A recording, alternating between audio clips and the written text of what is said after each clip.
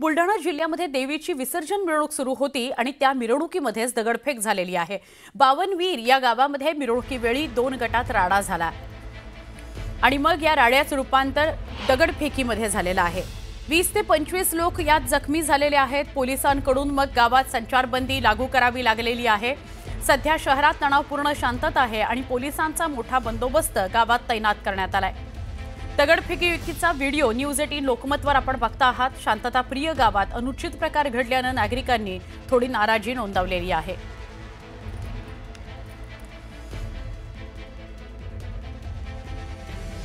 बुलढाण्यातलं हे गाव आहे जिथे देवीच्या मिरवणुकीवरून दगडफेक झाली। 2 गटात तुफान दगडफेक झाली। 25 जण जखमी झालेले आहेत। सध्या त्यांच्यावर उपचार सुरू आहेत। बावनवीर हे जे गाव आहे हे थोडं शांतताप्रिय गाव आहे, पण असं असून सुद्धा इथं अशी घटना घडल्यामुळे सगळे जे समाजातले लोक आहेत त्यांनी नाराजी नोंदवलेली आहे। गावात राहणारे जे लोक आहेत त्यांनी नाराजी नोंदवलेली आहे। आता काय करायचं तर संचारबंदी लागू करावी लागली आहे, कारण पुन्हा असा प्रकार घडू नये म्हणून पोलीस बंदोबस्त सुद्धा या परिसरात वाढवण्यात आलेला आहे।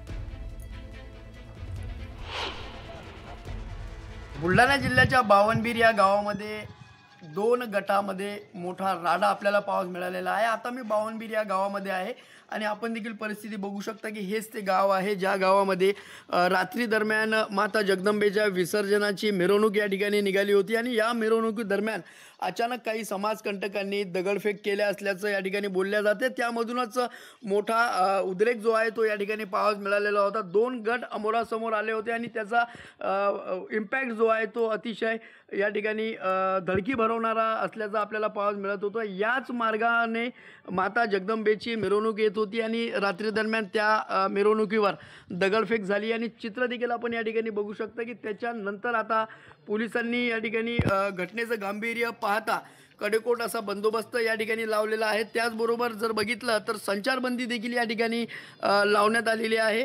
अतिशय हा प्रकार जो आहे हा 2 गटामध्ये झालेला राड्याचा प्रकार या ठिकाणी आहे। दगडफेक ज्यावेळेस झाली होती त्यावेळेस काही नागरिक जे आहेत या ठिकाणी दगडफेकीत जखमी देखील झाले होते आणि त्या जखमींना आता उपचारार्थ शासकीय रुग्णालयामध्ये त्या ठिकाणी दाखल केलेलं आहे। मात्र आताची परिस्थिती ही शांततापूर्वक परिस्थिती जरी असली तरी पोलीस प्रत्येक घडामोडीवर लक्ष ठेवून या ठिकाणी असल्याचं आपल्याला पाहायला मिळत आहे। रात्री दरम्यान माता जगदंबेच्या विसर्जन मिरवणुकीवर काही समाज कंटकांनी या ठिकाणी दगडफेक केली होती आणि त्या दगडफेकीमध्येच काही लोकांना गंभीर स्वरूपाच्या अशा विजा देखील झाल्या होत्या। त्या माध्यमातूनच आता पोलिसांनी रात्रीपासूनच आपला एक फौजफाटा या ठिकाणी दाखल केलेला आहे आणि ज्या ठिकाणी ही घटना घडली होती त्याच चौकामध्ये या ठिकाणी पोलिसांचा मोठा तगडा असा बंदोबस्त लावण्यात आलेला आहे। पुन्हा या ठिकाणी कुठला वाद उफाळू नये याची पूर्ण दक्षता जी आहे ते पोलीस प्रशासन घेताना आपल्याला पाहायला मिळत आहेत। या गावातील काही नागरिक देखील आपल्यासोबत आहेत। आपण त्यांच्याकडूनही नेमकं रात्री काय घडलं होतं या संदर्भात जाणून घेण्याचा प्रयत्न करणार आहोत, कारण परिस्थितीनुसार आपण बघतोय की अतिशय मोठ्या प्रमाणात या ठिकाणी दंगलजन्य परिस्थिती निर्माण झाली होती। काही गावातील नागरिक देखील आहेत, त्यांच्याकडून आपण जाणून घ्यायचा प्रयत्न करूयात, कारण पोलीस प्रशासन असेल नागरिक असतील यांचा या ठिकाणी सर्व चर्चा देखील सुरू आहे। भाऊ मला एक सांगा काय झालं होतं रात्री इथं? काल 8:30च्या दरम्यान